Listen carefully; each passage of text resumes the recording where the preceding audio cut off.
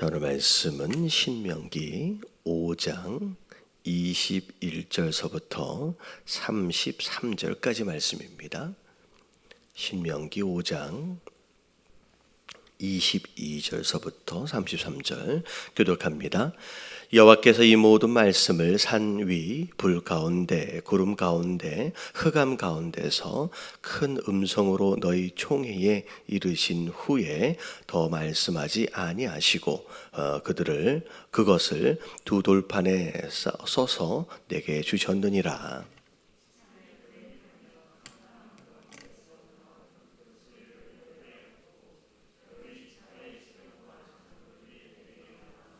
말하되 우리 하나님 여호와께서 그의 영광과 위엄을 우리에게 보이심에 불 가운데서 나오는 음성을 우리가 들었고 하나님이 사람과 말씀하시되 그 사람이 생존하는 것을 오늘 우리가 보았나이다.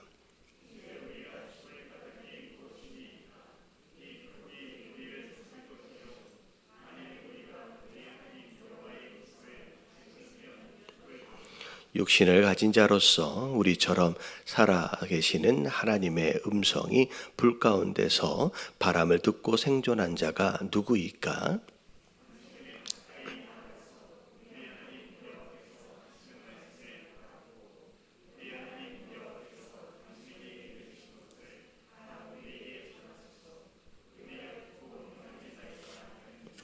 여호와께서 너희가 내게 말할 때에 너희가 말하는 소리를 들으신지라.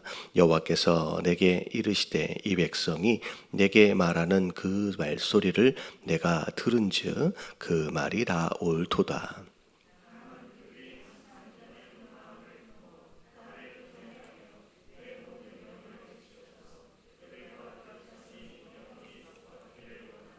가서 그들에게 각기 장막으로 돌아가라 이르고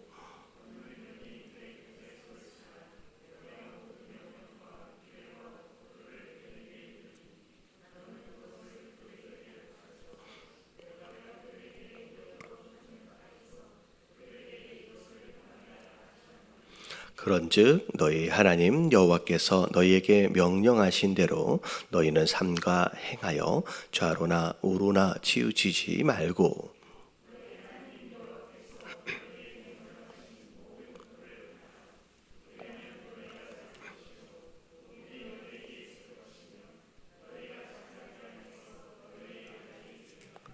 아멘.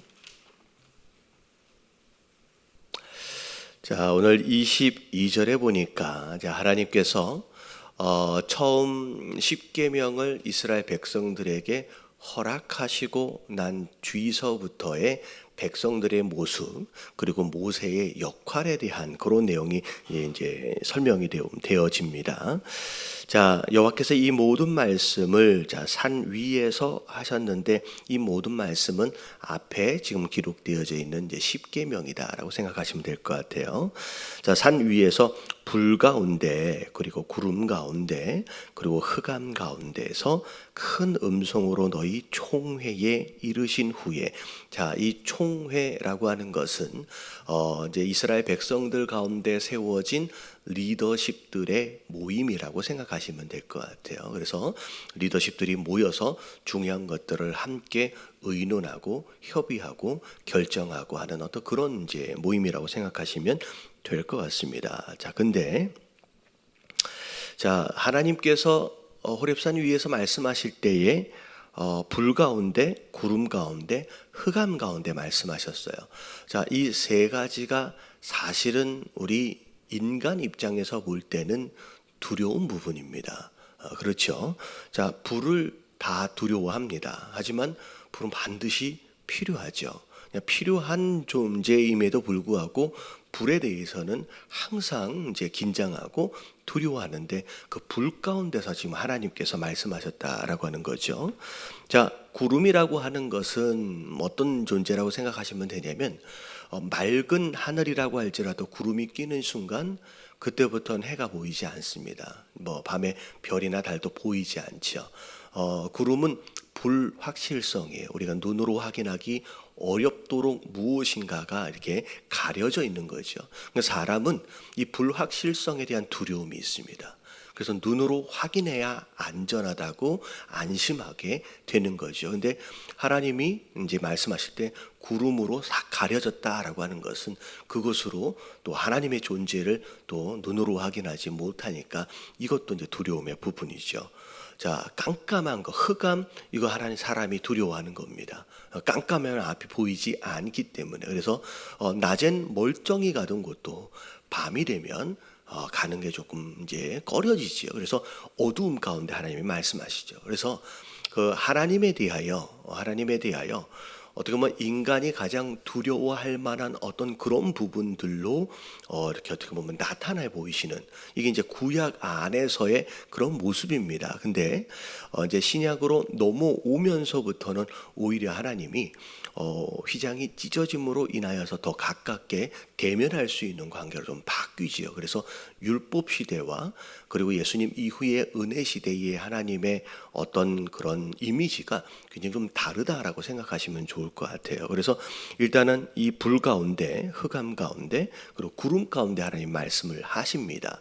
자, 그런 가운데 자, 말씀하시고 나서 두 돌판에다가 십계명을 써서 주십니다. 이것은 중간에 수정되어질 수도 없고요. 확실한 증거로서의 하나님의 말씀으로 눈에 보일 수 있게끔 우리를 위하여 허락하신 거죠. 자, 그랬을 때 산에 불이 타며 캄캄한 가운데서 나오는 그 소리를 너희가 듣고 자, 너희 지파의 수령과 장로들이 내게 와서 자, 모세에게 와서 한 이야기가 있는 거예요. 자, 말하되 우리 하나님 여호와께서 그의 영광과 위엄을 우리에게 보이심에 불 가운데서 나오는 음성을 우리가 들었다. 자, 그리고 하나님이 사람과 말씀하시되 그 사람이 생존하는 것을 오늘 우리가 보았다. 어떻게 보면 멀리서 바라보고 있었던 이스라엘 사람들도 죽지 않았지요. 그리고 실제로 그 불 가운데로 그 구름 가운데로 들어가서 대면했던 모세가 멀쩡하게 살아나오는 것을 확인한 거예요. 그러면서 자, 이제 우리가 죽을 까닭이 무엇이니까 이 큰 불이 우리를 삼킬 것이요 만일 우리가 우리 하나님 여호와의 음성을 다시 들으면 죽을 것이라. 그럼에도 불구하고 그 하나님에 대한 두려움이 없어진 게 아니에요. 그러니까 어떻게 보면 그 하나님의 음성과 그 장면을 봐서 아직 살아는 있지만 또다시 그런 일이 일어난다라고 했을 때, 그게 목격된다라고 했을 때 과연 우리가 살아있을 수 있겠느냐라고 이제 생각을 하는 거죠. 여러분, 이게 하나님에 대하여 생긴 두려움과 또 어떻게 보면 경외하는 마음입니다. 이스라엘 백성들이 가나안 땅 광야에서 하나님에 대한 어떤 그런 역사심을 보고 가진 첫 번째 마음이라고 생각하시면 될 것 같아요. 죽을지도 모른다라는 거예요.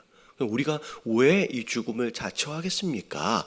라고 이야기하면서 육신을 가진 자로서 우리처럼 살아계신 하나님의 음성이 불 가운데서 바라는 것을 듣고도 생존한 자가 누구니까? 그러면서 하는 얘기가 이제 27절이에요. 당신은 가까이 나아가서 하나님께로 가라는 거예요. 우리 하나님 여호와께서 하시는 말씀을 다 듣고 자, 이제 우리가 가서 듣고 싶지 않다는 거예요. 뭐 할까 봐서, 죽을까 봐서 이젠 우리는 이젠 충분하다는 거예요. 멀찍해서 그 불 가운데서 말씀하시는 그 하나님을 들은 것으로 이제 만족하겠습니다. 그때 죽지 않고 지금 살아있는 게 얼마나 다행인지 모르겠습니다. 이제 우리로 하여금 또 그런 장면을 보지 않게끔 당신이 가십시오. 그러면 당신이 가서 하나님의 음성을 들으시면 우리 하나님 여호와께서 당신에게 이르는 것을 다 우리에게 전하여 달라는 거예요. 직접 듣기에는 두렵다는 거죠. 그러면서 우리가 듣고 행하겠나이다 라고 약속을 하게 됩니다. 자, 그러면서 여호와께서 너희가 내게 말할 때에 너희가 말하는 소리를 들으신지라. 자, 하나님이 그 백성들이 하나님을 두려워하고 경외하는 마음 가운데 스스로 나오기에 대하여 어떻게 보면 좀 꺼리고 오히려 모세, 하나님이 세우신 당신이 그냥 가서 듣고 오십시오. 그러면 우리가 그냥 다 그냥 순종할게요. 그 이야기를 하나님이 들으셨다는 거죠. 그런 가운데 이 백성이 내게 하는 그 말소리를 내가 다 들어서 그 말이 다 옳다라고 하나님 말씀하시는 거예요. 자, 그런 가운데 29절을 보니까 다만 그들이 항상 이 같은 마음을 품으래요. 그리고 나를 경외하며 내 모든 명령을 지켜서 그들과 그 자손이 영원히 복받기를 원하노라. 자, 오늘 가장 중요한 말씀이 29절 말씀입니다. 자, 이스라엘 백성들이 하나님을 경험했어요. 근데 그 경험하는 것을 통하여서 하나님을 두려워하는, 경외하는 마음이 생겼어요. 그래서 오히려 직접 나가기보다는 모세를 앞장을 세워서 그냥 듣고 와서 말씀하시면 우리가 다 순종하겠습니다 라고 이야기했다는 거죠. 근데 하나님은 그걸 보시고 오히려 그 말이 맞다라고 인정해 주시는 가운데, 자, 그 마음을 항상 갖고 있으라는 거예요. 변하지 말라는 거예요. 자, 이게 왜 이런 말씀을 하시느냐? 자, 오늘 우리에게 허락하신 말씀이 뭐냐? 여러분들이 처음 하나님을 경험하셨을 때의 그 마음을 여러분들이 시간이 지났다라고 할지라도 잃어버리면 안 됩니다.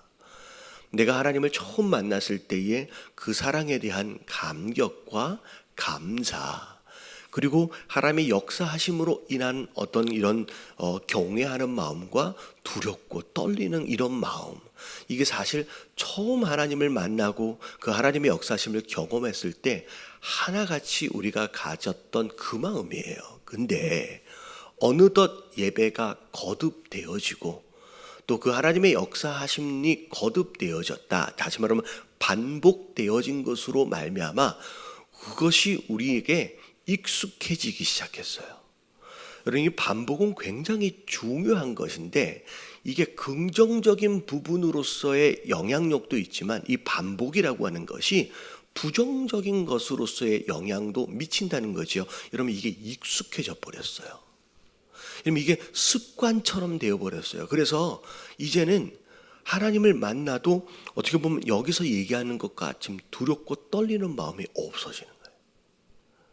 그 하나님의 음성에 대해서 그냥 전에 듣기만 해도 그것으로 말미암아 우리가 순종하겠습니다 라고 하는 어떻게 보면 그 겸손한 마음이 점점점 없어지는 거예요. 그래서 실제로 하나님 와서 말씀해 주셔도 어떻게 보면 마음의 감동도 없고 움직임도 없고 그런 상태가 되어져 간다는 거죠.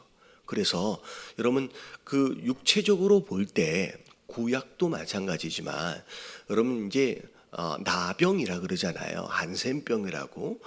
근데 여러분 이게 영적으로 볼 때 굉장히 무서운 병입니다. 근데 여러분 이 나병이라는 병은 별로 아프지가 않아요. 아프지가 않아서 어떻게 보면 고통은 심하지 않지만 감각을 잃어버립니다. 그래서 내 손이 떨어져 나가고 내 코가 떨어져 나가서 뭉개지고 있음에도 불구하고 고통을 모르기 때문에 그냥 지나가는 거예요. 그러다가 그냥 죽는 겁니다. 우리 육체 가운데 의사들이 하는 얘기가 굉장히 무서운, 이제 다른 육체는 병에 걸리면 고통을 느끼기 때문에 빨리 치료하려고 시도를 한대요. 근데 간은요, 통점이 별로 없대요. 그러니까 고통을 느끼는 그 감각이 간에는 별로 없어서 간에 문제가 생겼다라고 인식하는 순간 이미 늦었어요. 다 망가져버린 상태에서 느끼게 되는 거예요. 여러분, 마찬가지입니다. 영적으로도 오히려 민감하게 하나님의 말씀하심에 대하여, 하나님의 역사하심에 대하여 이스라엘 백성들처럼 이렇게 두렵고 떨리는 마음을 계속 유지하고 있는 것 자체가 굉장히 중요하고요. 그러면 이것을 잃어버리는 순간 마치 영적 나병에 걸리는 것처럼 내가 병들어서 내가 망가지고 있음에도 불구하고 더 이상 느끼지 못하고 마지막 순간 이미 늦어버린 때 그때에서야 깨닫는 상황이 벌어진다는 거예요.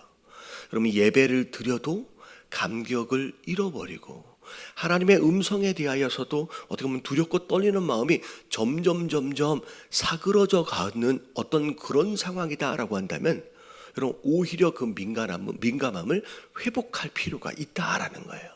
전에는 십자가 이야기만 들어도 마음이 찡하고 눈물이 나고, 근데 아무리 고난주간 십자가를 들어도 감각이 없어. 아무런 느낌이 없어요. 여러분, 오늘날 교회가 어려워지고 있는 이유들 가운데 하나가 뭐냐면 사랑이 없어서가 아니에요. 오히려 하나님을 향한 경외하는 마음이 없어요. 하나님을 더 이상 두려워하지 않습니다. 예전에 제가 어렸을 때만 해도 믿지 않는 분들도 교회나 목사님이나 함부로 하지 않았습니다. 왜냐하면 뭐 받는다고 생각했어요. 이게 어르신들 표현으로 죄 받는다고 생각했어요. 그래서 교회에 대해서도 목사님에 대해서도 함부로 하지 않아요. 그냥 그 죄 받는다라는 마음이 있었어요. 그럼 이게 진짜 신앙인다라고 얘기하기는 좀 어렵지만 이 마음, 이 표현들 안에서 뭐가 있냐면 막연하게나마 하나님에 대한 두려운 마음이 있는 거예요. 믿지 않으셨어도. 근데 심지어 믿고 있는 성도들조차도 하나님에 대한 두려움이 없어요. 하나님을 더 이상 두려워하지 않아요. 예배 가운데 지금 하나님이 함께하고 계시다. 어떻게 보면 내 삶 가운데 지금 하나님이 함께하고 계시다라고 하는 그 하나님 존재에 대한 경외와 두려움을 상실해버리는 가운데 그와 더불어 우리 안의 거룩함을 상실하고 있습니다. 이 교회의 사실 모든 문제의 시작이에요. 오늘날 교회가 회복해야 하는 성도 되어짐의 마음은 하나님을 향한 경외감이에요. 여러분, 하나님을 향한 경외감을 그 뿌리로 하지 않는 사랑은 여러분 이건 방종이 돼버립니다. 여러분, 경외감이 없는 사랑은 그거는 아무것도 아닌 거예요. 여러분, 이 하나님을 향한 두려운 마음을 회복하시게 되길 주님의 이름으로 축원합니다. 왜냐하면 여러분 이 경외감 자체가 우리의 삶의 거룩함의 뿌리가 되고요. 이러면 그 거룩함의 복의 근원이 돼요. 제가 몇 번 말씀을 드린 적이 있습니다. 다윗이 언약궤가 예루살렘에 있지 않았을 때 예루살렘 안으로 언약궤를 들어오려고 시도합니다. 근데 원래 언약궤는 레위 지파가 어깨에다가 매야 돼요. 근데 다윗이 그걸 몰랐어요. 그래서 짐승이 끄는 수레에다가 싣고서 이동을 시킵니다. 마치 블레셋 사람들처럼 모르니까요. 근데 다윗도 몰랐나 봐요. 심지어 그 당시 제사장들도 있었을 텐데 레위 지파도 있었을 텐데 무지함이 결국은 그런 모습을 나서, 근데 결국은 그러다가 어떻게 됐냐면 그 언약궤가 넘어지면서 그걸 잡으려 했던 우사라고 하는 레위인이 그 자리에서 몸이 찢어져서 즉사를 합니다. 성경을 보면 사람 몸이 찢어져서 죽었어요. 굉장히 잔인한 죽음을 다윗이 목격을 합니다. 비록 의도는 굉장히 좋았지만 방법이 잘못됐어요. 그래서 거기서 사람 하나가 죽습니다. 그래서 부랴부랴 옮기는 것을 포기하고 스탑을 하고 어디에다 두냐면 오벳 에돔이라고 하는 집에, 가까운 집이에요. 그냥 가까운 집에다가 그것을 옮겨 놓습니다. 근데 신기하게 조금 전까지만 해도 그 언약궤로 인하여 사람 하나가 죽었는데 그 언약궤가 오벳 에돔 집에 서너 달 동안 있으면서 오히려 오벳 에돔의 집에 무슨 일이 벌어지면 복을 받게 돼요. 여러분, 하나님의 궤가 누군가에게는 죽음에 이르도록 하는 어떻게 보면 저주와 같은 것이 될 수도 있고요. 누군가에게는 복을 받는 그 원인이 되어질 수 있다는 거예요. 근데 여러분, 오벳 그 언약궤 자체가 복을 주는 신비스러운 능력이 있는 게 아니에요. 자, 무엇 때문에 누군가는 죽고 무엇 때문에 누군가는 복을 받았느냐? 잘 생각해 보세요. 내 옆방에 잘못하면 사람이 죽어요. 그런 하나님의 괴가 내 옆방에 있다고 생각해 보세요. 그러면 오늘부터요, 여러분들이 말하는 것과 행동하는 것이 함부로 될 수가 없어요.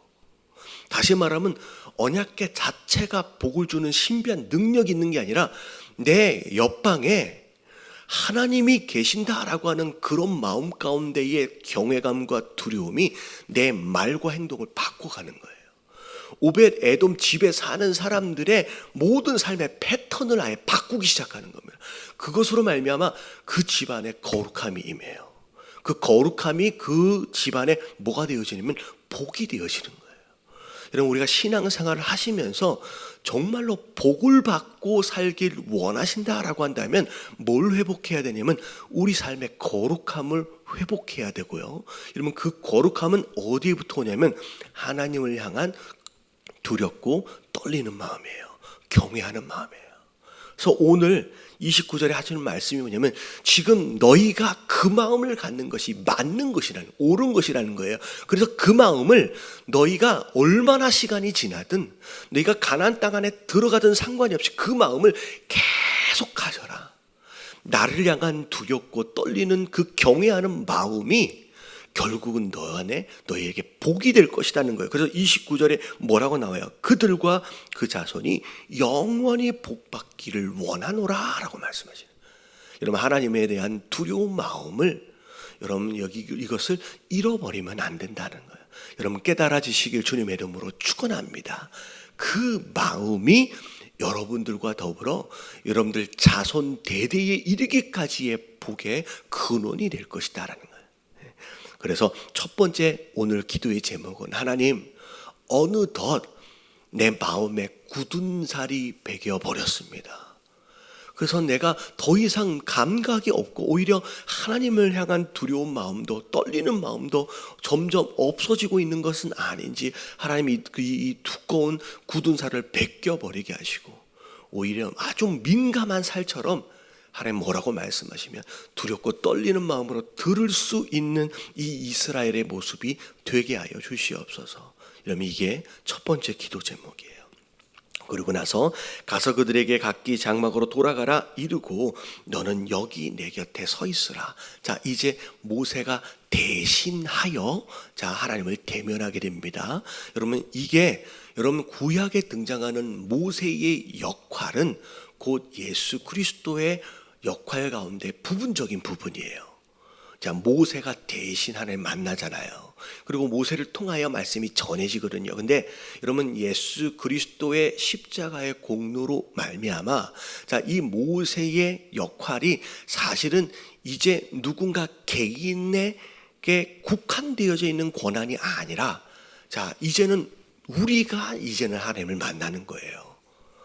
구약에는 모세만 어떻게 일부 소수만 하나님을 대면했거든요. 근데 신약으로 들어와서 은혜의 시대가 되고서는 모세만 하나님을 만나는 게 아니에요. 다시 말하면 저 혼자만 하나님 만나고 하나님 음성 듣고 제가 전해드리는 게 아니에요. 우리 모든 자들이 왕 같은 제사장으로서 다 하나님을 대면하고 만나고 경험할 수 있는 은혜를 받은 줄로 믿습니다. 그래서 이게 너는 나와 내 곁에 있으라 라고 하면서 이제 모세에게 하나하나 말씀해 주십니다. 그런 가운데 32절 그런즉 너희 하나님 여호와께서 너희에게 명령하신 대로 너희는 삼가 행하는데 순종한다 그랬잖아요. 행하는데 뭐 하지 말래요? 좌로나 우로나 치우치지 말래요. 다시 말하면 순종도 균형이 중요하다는 거예요. 말씀을 듣는 가운데 그래야지 라고 내가 어떻게 보면 인정하고 동의하는 가운데 받아들여지는 말씀도 있지만 때로는 이 말씀 굉장히 힘들겠는데 어렵겠는데 좀 불편한, 어찌 보면 내 경험과 내 사고방식에 비추어 볼 때 좀 어색한 부분의 말씀이 있을 수 있다는 거예요. 굳이 꼭 그래야만 할까? 그런데 하나님 뭐라고 말씀하시냐면 네가 마음에 들든 안 들든 상관이 없이 균형을 잘 잡으라는 거예요.